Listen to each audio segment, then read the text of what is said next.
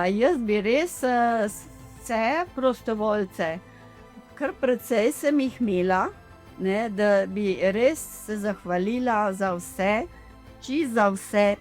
Jaz bom rekla, da smo midva zelo vesela, da je sploh opcija teh prevozov. Želim, da bojo zdravi, pa da bojo čim dlje vozili, pa zmeraj veseli.